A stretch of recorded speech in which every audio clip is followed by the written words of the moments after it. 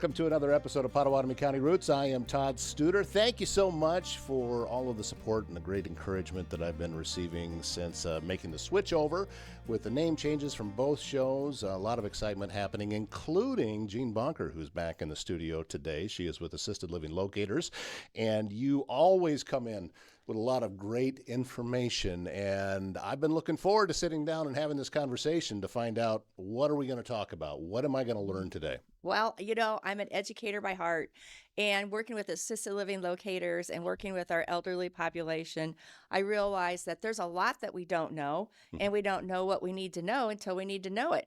And so a part of my venture out here in our communities is making sure that you have all of the correct information, that you can make educated decisions and going forth with what kind of care that you might need. Yes, and part of that, too, is how can you take care of you while you are still in your home? You betcha. And different things that go along with that health. Mm-hmm. We were just talking about what do we have to do now that we're turning older, right, Todd? It happens. I don't know anything about that. We blink our eyes and oops, all of a sudden, I get this magical birthday card that says, "Welcome to Medicare." And it's just like, how did that happen? I was struggling just when I started getting the AARP cards. Right. That's now been happening for a while. Right. But I do have to say about the AARP, they do have a lot of great publications and a lot of good information. So it is worth signing up for to get their magazines. That'll help keep you educated too. Well, if I ever actually admit how old I am, then I will be willing to do that. Okay. Okay, I'll keep reminding you. I appreciate that. Say, what did you bring in today? Well, I really want to talk about our brain health. I work with a lot of individuals with dementia and Alzheimer's, and my father suffering from dementia because of Parkinson's. Is a really sad, sad disease. And so I really try to promote, it's in my genetics that I got to keep my brain healthy. So this is not only what I need to be doing, but I want to also encourage others to be doing this checklist. And I have 8 brain health tips to keep a healthier you. And you already told me this morning, you checked off one of those things. Well, sure. The top one right on there where it says work up a sweat. Yeah, I did that already this morning. See, he already checked that off his list. Keeping our bodies active, I said motion is lotion for our body. I always feel like sometimes I'm like the Tin Man, and our bones just ache, don't they? And sometimes we just need a shot of oil in there, and we think maybe if we rest, well, my mom always said if we rest, we rust. And that's really true. Finding the right care for a loved one can feel overwhelming. Assisted Living Locators is here to help. Jean Bohnker brings more than 30 years of experience serving families and has personally navigated the challenges of elder care. She understands the questions, the emotions, and the weight of these decisions. Jean becomes your advocate, guiding you through options with clarity, compassion, and personal support every step of the way. Call Assisted Living Locators at 402-690-5467 and move forward with confidence. Primrose Retirement Community in Council Bluffs believes home should be a place of comfort, connection, and care. From personalized support to engaging daily activities, everything they do is designed to help residents live fully and confidently. At Primrose, that's their priority, to put the quality of their residents' care and daily needs at the top of their list each day and every day. It's not just about where you live, it's about how you live. Learn more about life at Primrose by going to primroseretirement.com and then contact Jamie Bush at Primrose and discover a place that truly puts people first. I actually did an interview with my great aunt who was 99 at the time, and this was going back into my early 30s. And I asked her about staying active, and she said, too many people my age just want to go sit down. Yep. I don't want to do that. Yep. And it was like the week before I interviewed her, she had driven herself to the casino. 99 and 99. driving. Wow, isn't that great? So yes, it is possible. And staying active and, not just, well, okay, I'm a certain age, so I need to just be done. Right. We got to keep moving. Well, that also is with this work up a sweat part. This is going to give me an opportunity to say something about this.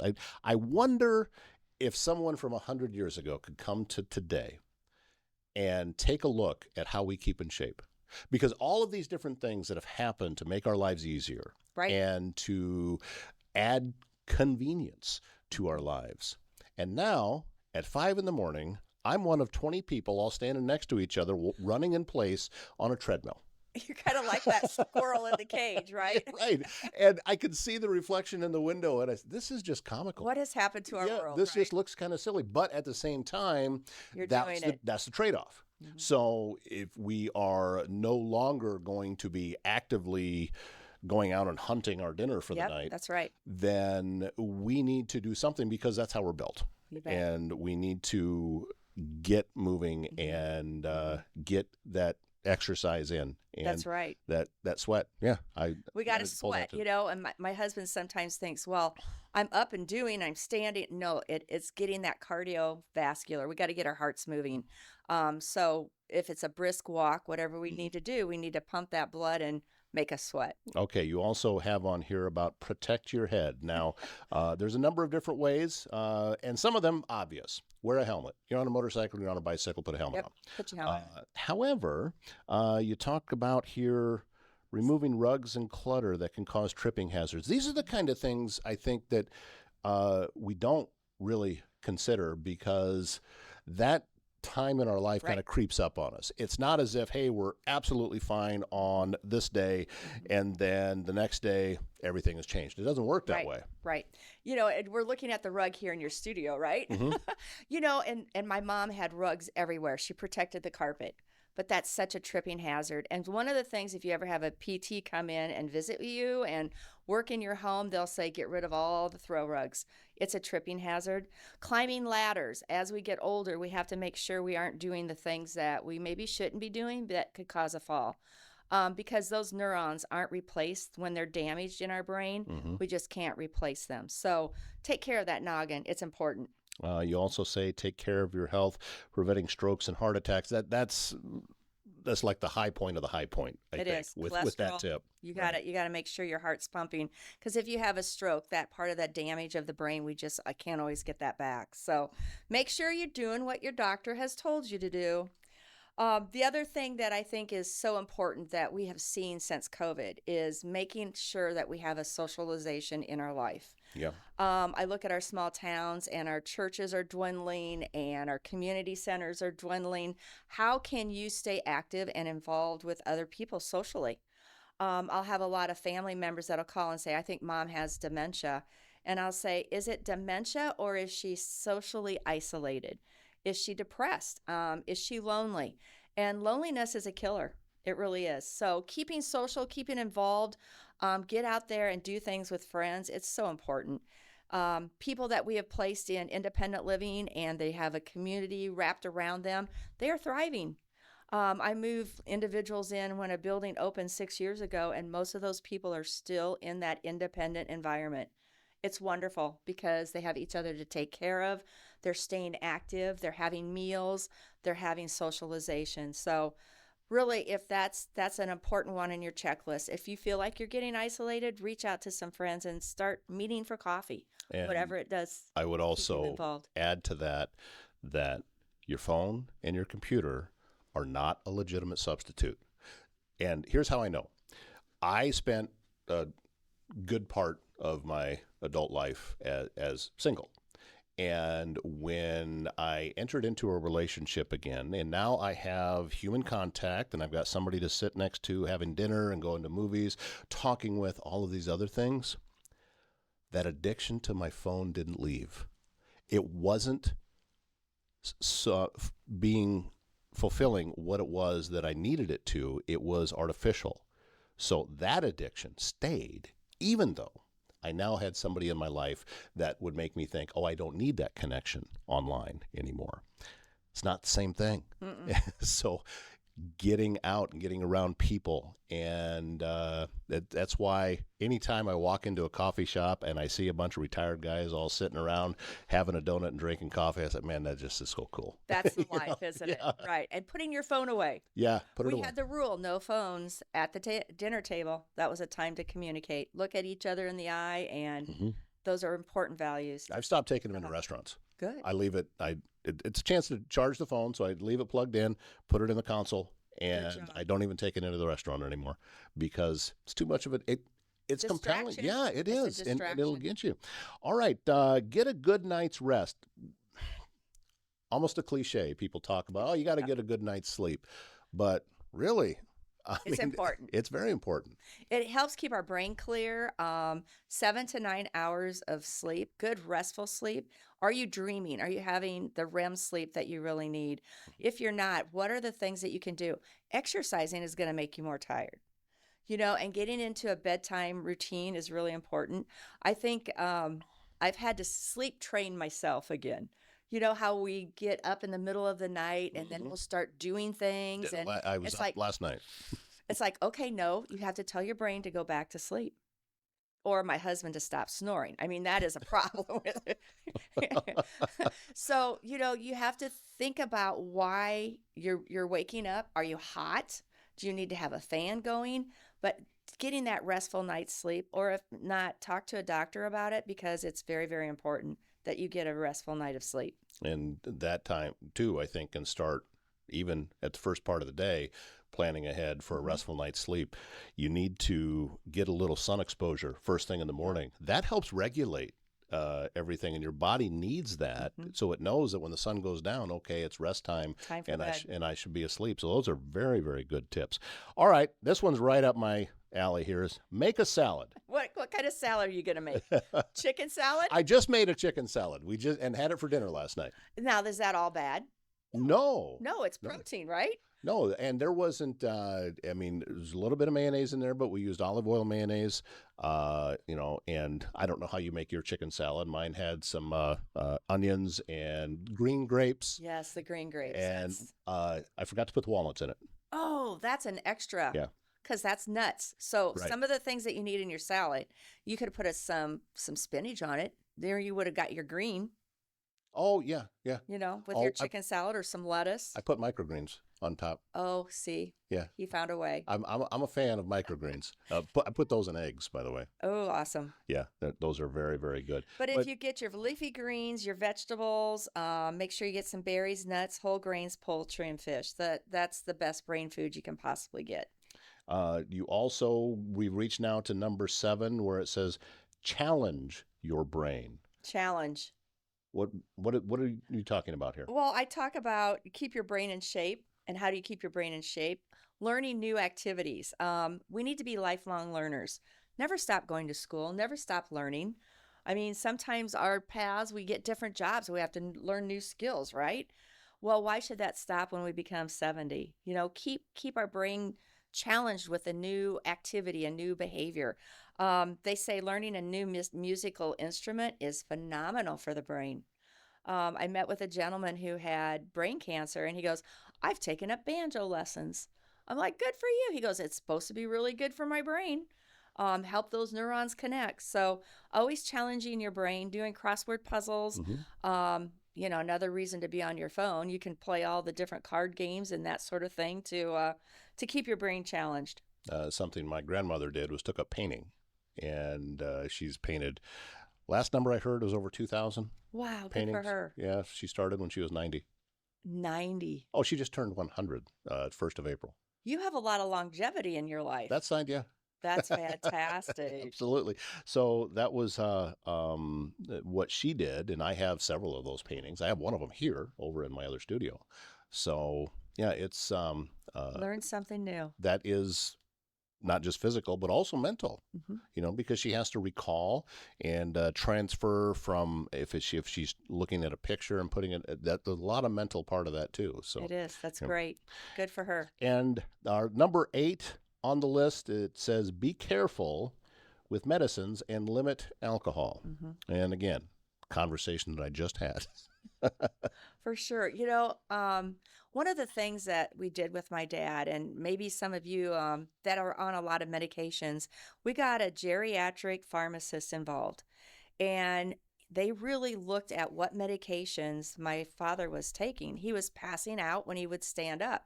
Well, he had lost over 90 some pounds, and he was still on high blood pressure medicine. So that was dropping his blood pressure, and he was passing out. Wow. So a lot of times our doctors don't communicate with each other, and we can be over medicated, which can cause a lot of issues. So I always say talk to your pharmacist or talk to a geriatric pharmacist that can really look at what you're taking for medications and make sure that that's not interfecting with each other or, is okay for your health. And also along with that is, be careful on the alcohol consumption and not everything in moderation is the best for life. Everything in moderation. Everything in moderation. I agree with that completely. This is a lot of great tips on how to stay healthy, and also not just for those that are retirement age. I think these are good tips. I think these are good tips for everybody. I think these are good habits that we need to get into. The other thing that's crucial at this time of the year especially is hydrate, hydrate, hydrate. We got to keep the fluids going in our bodies, and usually the 70-year-olds will say, but Jean, then that means I have to pee more. Well, yes, it does, but hydration is the key to keeping our brain. So that works right up to number 1, where it says work up a sweat. And if you're getting hydrate. up and you're walking more, then that is going to get you a little bit of exercise, those little micro exercises when you're walking to the bathroom. But still, it's a balance. It's a life balance. And incorporating all of these instead of looking at every single one of these as an individual thing, it's an overall. Keeping healthy. Tips for better living. That's right. Exactly. So how's everything going? Business going well? Getting spring fling. Yeah. I think that's resonating with our elderly population, especially those that don't want to leave the farm. The silver tsunami is coming, and our properties are going to be full. And so it's best to get into that independent lifestyle. I've had a lot of people that are thinking about downsizing. It's like, okay, let's make this change now. And then you'll be in the community when you need more help. So that's starting to resonate with a lot of people, and we're starting to get some movement for people thinking about downsizing is not a bad thing. I'm going to live to be 100, so let's get into where I might need some more help someday. Just along those lines you're talking about, I just saw a retirement community that was celebrating. They had 100% occupancy. I know. It happened. It is. It's already happening. This is not when you say it's coming, no, it's here. It's here right now. 2027, there's not going to be, I took a gentleman around yesterday, and there's waiting lists in all of the places that he wanted to go. I'm like, get on the list. Yeah. Yeah. So it's sooner than later. Yep. All wonderful tips. And also, you brought somebody with you today. I did. We're talking about brain health, and one of my passions is the Alzheimer's Association. We're gearing up for the Alzheimer's Walk, and it's always a wonderful event here in Council Bluffs at the Iowa Western Campus. And I brought the expert. The resident expert is Libby, and I would like to introduce her to come tell you more about the walk. Well, okay, let's get Libby into the chair. If you have a leak, a clogged drain, or even if you're planning a big remodel, Waldstein Plumbing in Council Bluffs has you covered. With fast, reliable service and expert craftsmanship, handling everything from small repairs to major installations. They're locally owned and trusted and take pride in doing the job right the first time. Residential or commercial, big or small, when plumbing problems strike, they're the ones to call. Visit waldsteinplumbing.com. Are you in the market for stylish, locally curated fashion that's close to home? Visit Unique Boutique Iowa in Neola at 101 4th Street, your destination for trendy clothing, accessories, and distinctive gifts. Open on the weekends, Saturdays 10 to 2, Sundays 11 to 3. You can always shop online at shopubiowa.com. Well, we welcome now Libby Hiers with the Alzheimer's Association into the studios on Willow. First off, thanks for coming up. Absolutely. Thanks for having me. We've had you on the show before, but never in person. And talking in the studios like this, it's a little better, isn't it? It is. It's beautiful here. Yeah, it's instead of staring at a two-dimensional screen, this definitely works out. You have been in the position that you have with the Alzheimer's Association. It really hasn't been that long. It's been just about a year. Just about. So do you still consider yourself new, or now that, because everything's starting to repeat again now for you, right? It is, yep. This will be my second season of walks. Right, so that's got to give you a little muscle memory as you're heading into it. Definitely, and I had a little bit of experience before working for the Alzheimer's Association, as I was on the committee for about 5 years before that. So I have a little bit more experience just in working with the committee and doing the planning and all of that. So the walks that are coming up, Jean had mentioned the one in Council Bluffs. That's not until October, correct? October 10th is Council Bluffs. But you will have other walks probably before and after that, right? Just before. Just before. I'm in charge of the Harlan Walk, which we have renamed to the West Central Walk, and we're trying to include Denison and those areas a little bit more. That makes sense. That's the weekend right before Council Bluffs, the weekend of October 3rd. Mm-hmm. And then the last weekend in September is the Siouxland Walk. So that'll be the entire Sioux City area. So you get really, really busy as far as being on location, but that does not mean you aren't busy now. We're planning the walk. So right now we're getting ready to kick off our Let's Talk About Walk party. That will be at Jonesy's South Side on Monday the 4th. Anybody's welcome to join us there. And that will have several of our committee members there willing to talk about what it means to be on the committee. We will have information for caregivers if they're looking for support group information, anything like that. And we'll also be signing up people for the walk. You also brought in some statistics, and these are for what we're looking at here is for Iowa. And I think yeah, we know that we live right next door to Nebraska, but we are in Iowa. And these types of things have a direct effect on us. And one of the first stats that jumps right out to me is that just over 62,000 people aged 65 and older with Alzheimer's. That's stats as of 2020. So that's correct. That's if you took everybody that has dementia in the state, it would be about the size of Council Bluffs. So that works out to about 11% of the population. That is incredibly significant. It is, yes. And thinking about that, all of the unpaid caregivers that are helping take care of those people, it's a lot of people in the state that are affected. Yeah, and there's an industry behind it, and there's a lot of folks in place to do that, but the need just keeps increasing, right? It does, yes. So that is yet another reason for why these walks are so important. Now, the walk itself, that's more of this is a time to get together to support each other and to feel that connection. The work for the teams is actually ahead of that, right? Exactly. Yeah. The work for the teams is happening right now. There's fundraisers happening all over. It doesn't cost anything to sign up for the walk, but teams, if you raise $100 individually, you get a T-shirt. And a lot of companies and church teams and family teams get together and do fun events. Like Jean did a pizza, puzzles, and pints event at the dock, and it was a lot of fun. We put puzzles together. I'm not very good, but we all kind of got together and put puzzles together, and it was a fun time. You can kind of do anything that you want to as a fundraiser. Yeah, those puzzle things, by the way, Jean, are stressful. It's that's not working my brain. That's just frustrating. Yeah, we did one at a NAMI event, and yeah, my team actually won. But that was only because we had one person that was really, really good at doing puzzles. The rest of us just kind of sat back and said, all right, I got two pieces together. You take it from here. There's a number on here that I wanted to talk about because this one really jumps out. And this says Medicaid costs of caring for people with Alzheimer's. Now, this is just Medicaid. This is not any of the other insurance providers that may be out there. $897 million. You are nearly at $1 billion. That goes into and is necessary in order to care for people with Alzheimer's. Alzheimer's is one of the most expensive diseases to have just because there's so many things that are affected. So it's definitely something that caregivers need support. It's not only is a mental toll, it's figuring out getting people like Jean in place to help figure all of those things out. Yeah. So all of it takes a lot of work. It takes a lot of people involved. So it takes a village. That's why, as soon as I saw you, I didn't know you were coming today until Jean brought you up here. And I said, no, this makes sense. I was glad that she did. And I'm sure that you're glad that those relationships exist with different folks around the communities. Absolutely. That's how we do what we do, is by having relationships with all sorts of different people on our committees. That's what drives us forward for sure. So how do people get involved? Let's talk to the people who have never been to an Alzheimer's walk and have never put a team together, have never raised money. What are the steps they need to do to get involved? Well, the first thing you can do is go to alz.org/Iowa